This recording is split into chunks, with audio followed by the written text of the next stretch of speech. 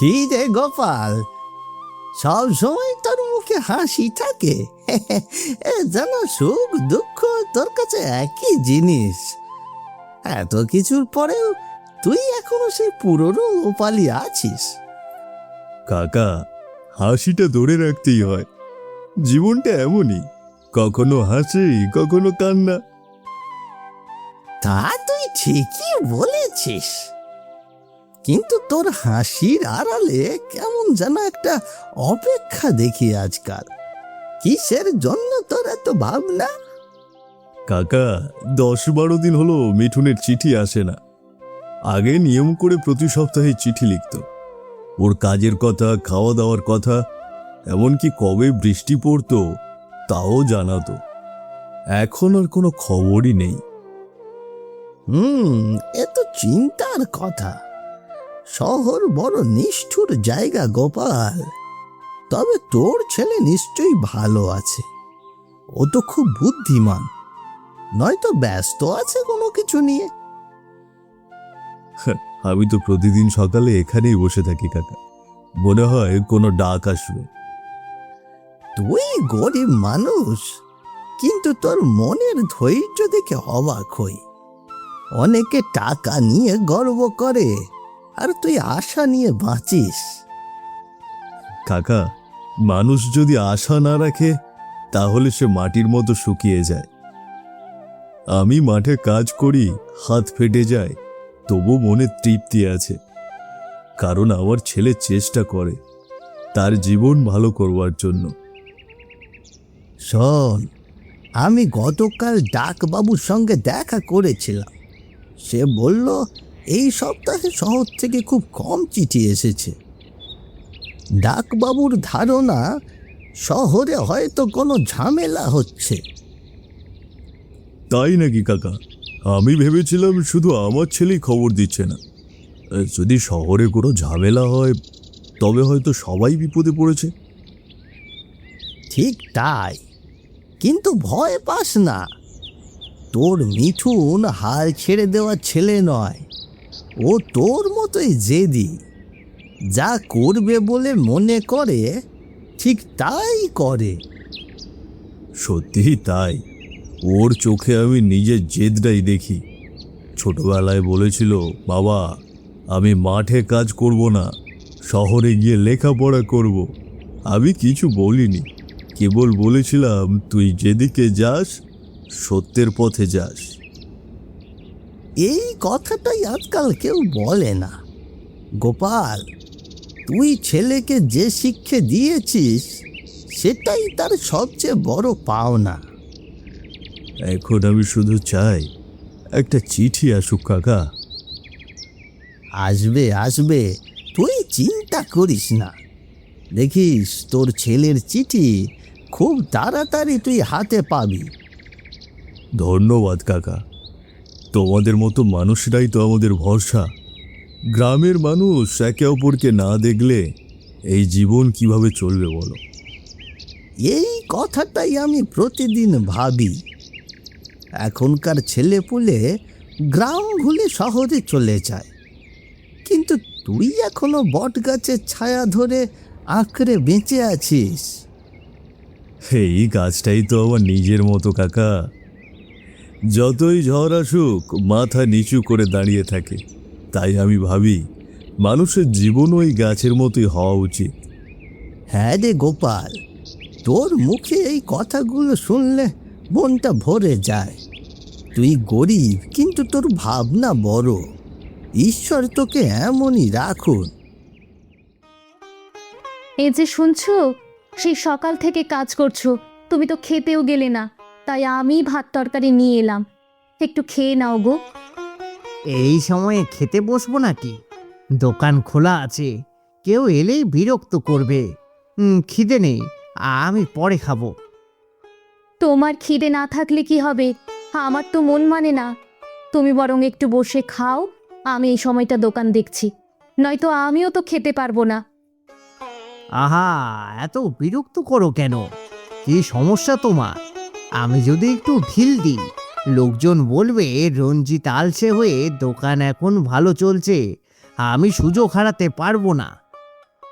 ওগো, ওগো, আমি তো কেবল বললাম একটু খেয়ে নাও, কাজ ফেলে দিতে তো বলিনি। সারাক্ষণ দোকান দোকান করে তুমি নিজেকেই হারিয়ে ফেলেছো। তুই না বরাবরের মতো একই কথা বলো। আমি কি বুঝি না সংসারের কথা?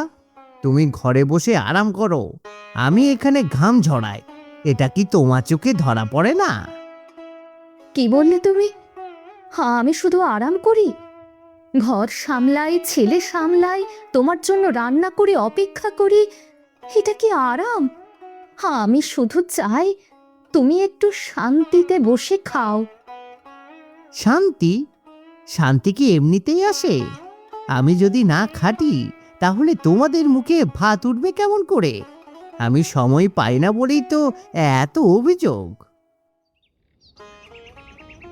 না গো না, অভিযোগ না, এটা তো আমার মনের কথা। আমি তো তোমার সুখ চাই গো। কিন্তু কিন্তু তুমি কেমন বদলে গিয়েছো, আগের মতো আর মিষ্টি করে কথা বলো না।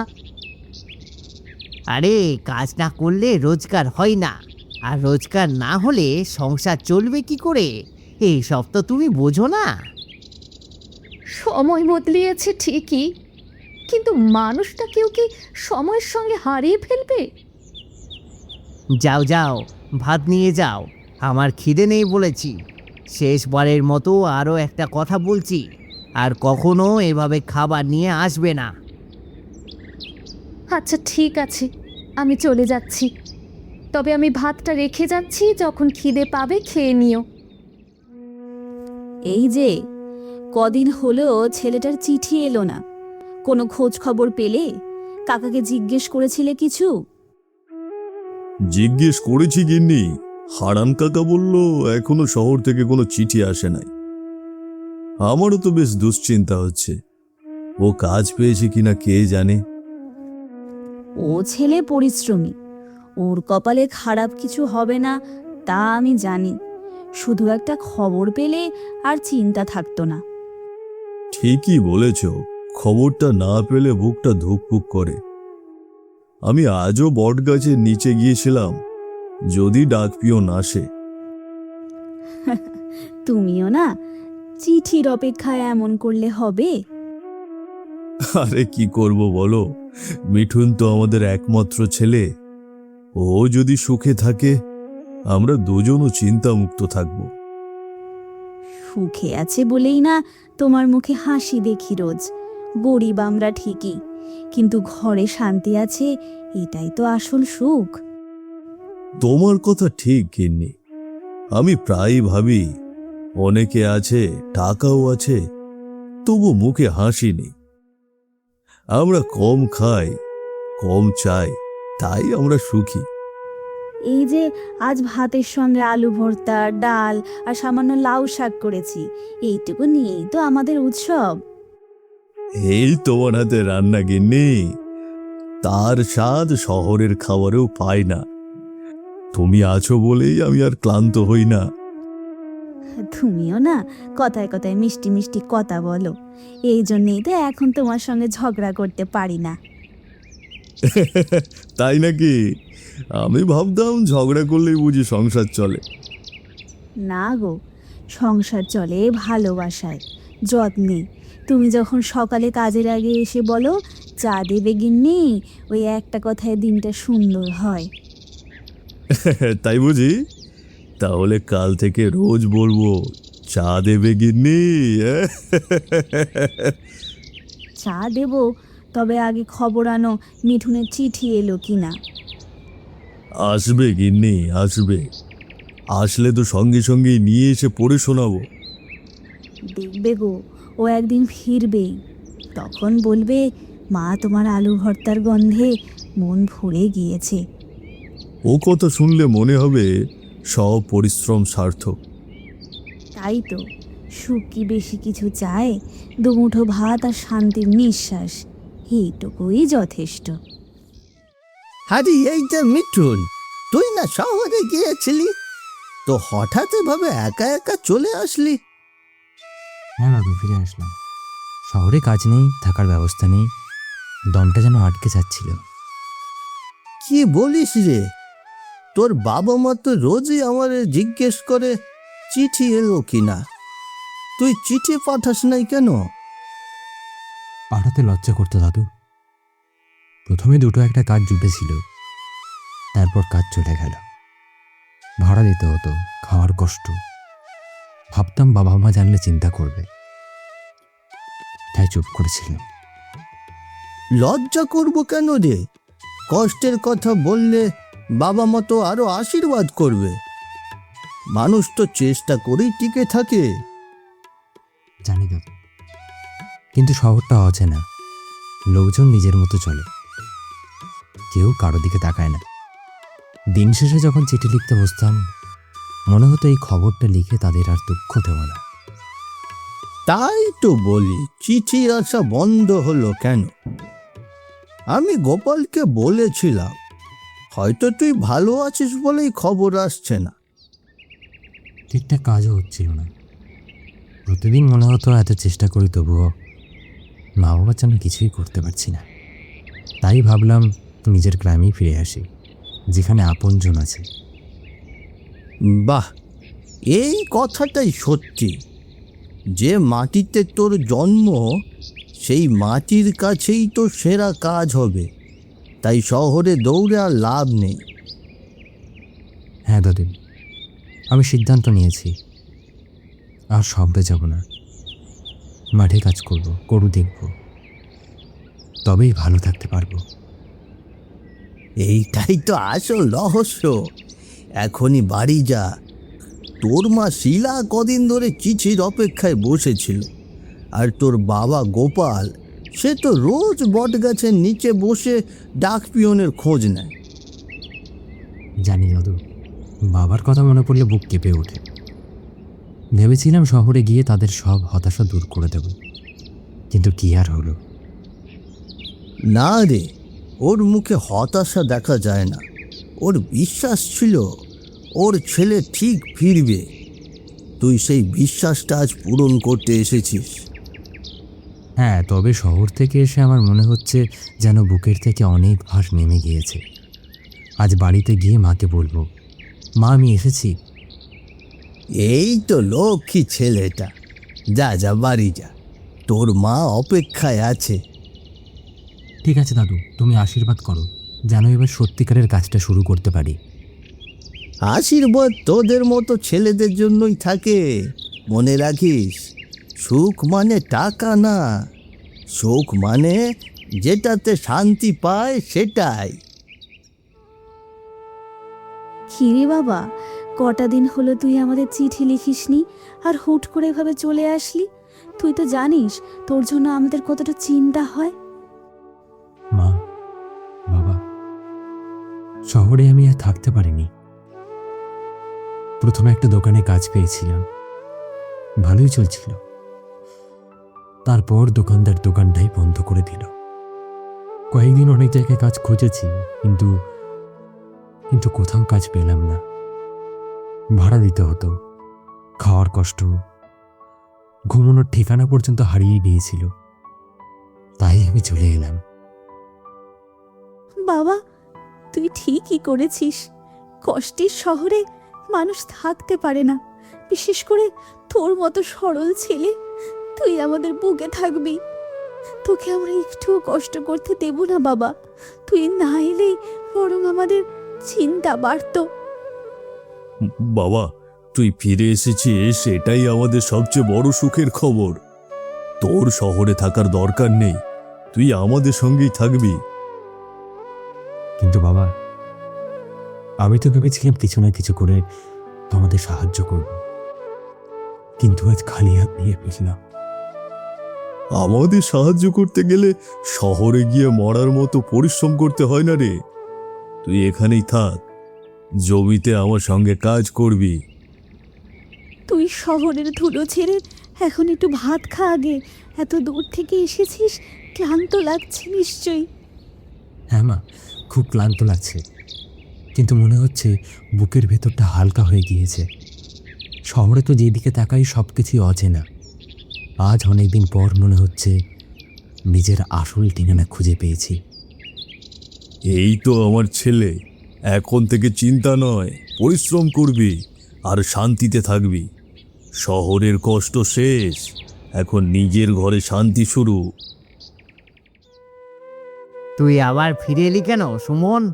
শহরে তো ভালো কাজ পেয়েছিলি, ওখানে থেকে কিছু করতে পারতি। এখন এই গায়ে ফিরে এসে কি করবি?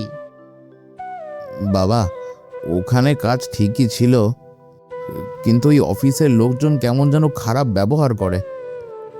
অমানবিক পরিশ্রম করায় সকাল থেকে রাত, ঠিকমতো খেতে দিত না, একটু জিরোতে দিত না। তারপর ভাড়া, চাপ, একা একা থাকা, এইসব আর সহ্য হচ্ছিল না। তাই বলে পালিয়ে এলি? জীবনে একটু কষ্ট দেখলেই মুখ ফেরাস? আমি তোকে মানুষ করেছি এই আশায় যে তুই শহরে গিয়ে নিজের পায়ে দাঁড়াবি, আর তুই ফিরে এসে আমার মুখে চুনকালি দিলি। বাবা, আমি মুখে চুনকালি মাখাতে চাইনি, আমি শুধু একটু শান্তি চেয়েছি। আমি ভাবলাম ফিরে এসে তোমার সঙ্গে দোকানে কাজ করব। চুপ কর, আমার সঙ্গে তুলনা করবি না। আমি নিজের কাঁধে এই সংসার বয়ে আসছি, কিন্তু তুই এতটুকু কষ্ট সহ্য করতে পারবি না। তোর মতো ছেলের জন্য আমার লজ্জা হচ্ছে রে, আমার লজ্জা হচ্ছে। ওগো, ওগো, এইভাবে কথা বলো না। ছেলেটা বহু কষ্টে ফিরেছে, ওখানে কি অবস্থায় ছিল জানো না তো। শহরের জীবন এমন সহজ নয়। তুমি একটু শান্ত হও গো, ওর মুখের কথাটা শোনো। তুমি চুপ থাকো কল্যাণী, তুমি সব সময় ছেলের পক্ষ নাও। এই আদরেই তো ছেলেটা এমন লাইফে বসেছে। জগৎটা এমন নয় যে দয়া করে টিকে থাকা যায়। এই জগতে পরিশ্রম না করলে সফল হওয়া যায় না। বাবা, আমি তোমার আশা ভেঙেছি আমি জানি, কিন্তু আমি নিজেকে বাঁচাতে পেরেছি। শহরের ভিড়ে প্রতিদিন মনে হতো আমি যেন হারিয়ে যাচ্ছি। আমি চেয়েছিলাম তোমাদের সঙ্গে আবার নিজের মতো করে থাকবো। এখানে থাকবি? এমন ছেলের জায়গা এখন ঘরে নেই। আমি চেয়েছিলাম তুই শহরে গিয়ে নিজের পায়ে দাঁড়াবি, মানুষ হবি, কিন্তু তুই এভাবে ফিরবি আমি তা ভাবিনি। যা, আমার চোখের সামনে থেকে চলে যা, এখন চলে যা বলছি। মা, এখন আর খিদে নেই, শুধু মন খারাপ লাগছে। বাবা, তুমি তো আমার বাবা, তুমি কিভাবে বললে বলো আমি তোমার মুখের লজ্জা? আমি তোমার মুখে চুনকালি মাখিয়েছি? মা ছিল বলেই তো আমি বেঁচে গিয়েছি, না হলে সেই মুহূর্তেই হয়তো আমাকে ঘর ছেড়ে চলে আসতে হতো। আমি তো শুধু একটু শান্তি খুঁজছিলাম বাবা। কি হয়েছে রে সুমন? তুই এভাবে একা বসে কান্না করছিস কেন? দাদু, শহরে গিয়েছিলাম, বাবা পাঠিয়েছিল আমাকে। একটা জায়গায় চাকরিও পেয়েছিলাম, কিন্তু সেখানে অনেক পরিশ্রম আর কত কত মানুষজনের খারাপ ব্যবহার সহ্য করতে হয়। ঠিকমতো খেতে দেয় না, তাই আমি আর থাকতে পারিনি, বাড়ি ফিরে এসেছি। এইসব কথা শোনার পর আমার বাবা আমায় বলল আমি নাকি তার মুখের লজ্জা, আমি নাকি তার মুখে চুনকালি মাখিয়েছি। আপনিই বলুন দাদু, আমি কি ভুল করেছি? আমার বাবাও তো ভালো টাকা রোজগার করে, আমি চাইলেই তো বাবার সঙ্গে ব্যবসায় বসতে পারি। শহরে গিয়ে এত কষ্ট করে আমাকে মানুষের খারাপ ব্যবহার কেন সহ্য করতে হবে? তুই কিছু ভুল করিসনি সুমন। এত কষ্ট করে কাজ না করে তুই তোর বাবার সঙ্গে ব্যবসার হাল ধরতে চাচ্ছিস, এটাও মন্দ না। তোর বাবাটাও কেমন জানি দিন দিন অস্থির হয়ে যাচ্ছে। টাকার পিছনে ছুটে ছুটে অমানুষের মতো ব্যবহার করছে। সেদিন দোকানে তোর মায়ের সঙ্গেও চিৎকার চেঁচামেচি করছিল, সবাই দেখেছি আমরা। কিন্তু বাবা আমাকে অনেক কথা বলল, এমনকি বলল বাড়ি থেকে বেরিয়ে যেতে। আমি তো ভেবেছিলাম বাবা খুশি হবে, কিন্তু বাবা আমার মন ভেঙে দিল।